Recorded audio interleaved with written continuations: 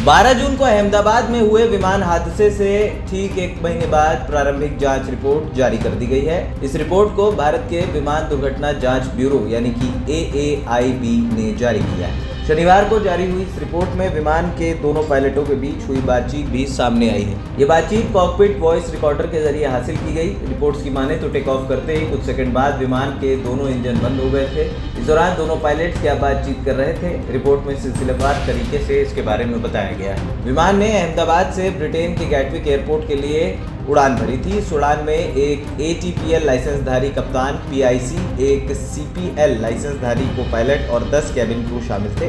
इस एयरक्राफ्ट के मुख्य पायलट कैप्टन सुमित सबरवाल थे और उनके साथ फर्स्ट ऑफिसर के तौर पर क्लाइव कुंदर भी मौजूद थे। दोनों पायलट मुंबई के थे और एक दिन पहले अहमदाबाद पहुंचे थे। उड़ान से पहले उन्हें पर्याप्त आराम मिला था। इस उड़ान के दौरान को पायलट विमान उड़ा रहे थे और कैप्टन निगरानी कर रहे थे। टेक ऑफ करने के बाद विमान ने भारतीय समय अनुसार 1:38 पर अधिकतम दर्ज की गई एयर स्पीड 180 नॉट्स हासिल की। इसके तुरंत बाद इंजन 1 और इंजन 2 के फ्यूल कट ऑफ स्विच एक एक कर रन से कट ऑफ पोजीशन में चले गए, जिनके बीच 1 सेकंड का अंतर था। जैसे ही इंजन की फ्यूल सप्लाई बंद हुई, इंजन 1 और इंजन 2 की स्पीड टेक ऑफ लेवल से कम होने लगी। रिपोर्ट्स की माने तो कॉकपिट वॉइस रिकॉर्डिंग में एक पायलट दूसरे से पूछता है कि उसने कट ऑफ क्यों किया।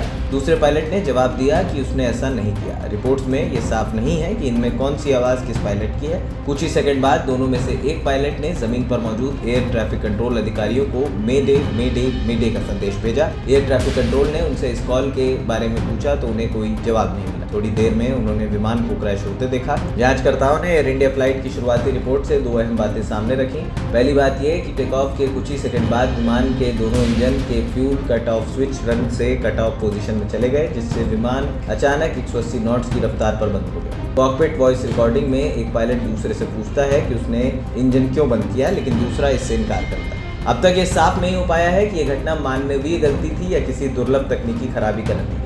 जब तक जांच आगे नहीं बढ़ती, इसकी असली वजह तय नहीं की जा सकती। एयर इंडिया ने रिपोर्ट में बयान जारी किया है। कंपनी ने कहा है कि वो हादसे में प्रभावित परिवारों के साथ खड़ी है और जांच कर रही एजेंसियों के साथ पूरा सहयोग कर रही है। बयान में रिपोर्ट की किसी विशेष विवरण पर टिप्पणी नहीं की गई। बयान में कहा गया है कि AI-171 हादसे से प्रभावित परिवारों के साथ खड़ी है एयर इंडिया। हम इस दुखद समय में शोक में डूबे हैं और हर संभव मदद देने के लिए प्रतिबद्ध हैं। हम 12 जुलाई 2025 को एयरक्राफ्ट एक्सीडेंट इन्वेस्टिगेशन ब्यूरो की ओर से जारी शुरुआती रिपोर्ट को प्राप्त करने की पुष्टि करते हैं। एयर इंडिया सभी संबंधित पक्षों, जिनमें नियामक भी शामिल हैं, उनके साथ मिलकर काम कर रही है। हम AIB और अन्य अधिकारियों के साथ जांच में पूरा सहयोग जारी रखेंगे।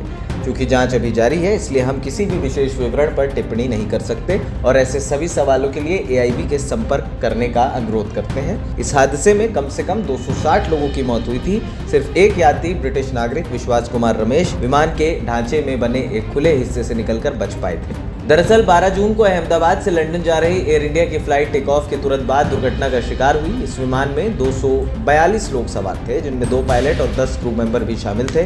DGCA के मुताबिक कैप्टन सुमित सबरवाल के पास 8200 घंटे तक विमान उड़ाने का अनुभव था, जबकि सहयोगी पायलट क्लाइव कुंदर के पास भी 1100 घंटे तक विमान उड़ाने का अनुभव था।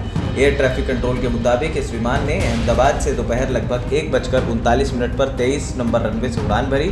इसने एयर ट्रैफिक कंट्रोल को एक मेडे कॉल भी किया, लेकिन उसके बाद ATC के कॉल का विमान ने कोई जवाब नहीं दिया। ATC के मुताबिक एयरक्राफ्ट रनवे से टेक ऑफ करने के तुरंत बाद एयरपोर्ट के बाहर एक हॉस्टल परिसर पर गिर गया। इस हादसे के बाद घटनास्थल से विशाल काले धुएं का गुबार उठने लगा।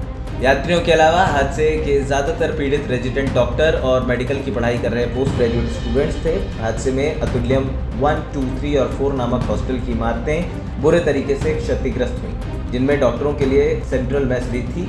हादसे के वक्त 12 जून को वे सब लंच के लिए मेस में मौजूद थे। ANP टाइम्स की रिपोर्ट।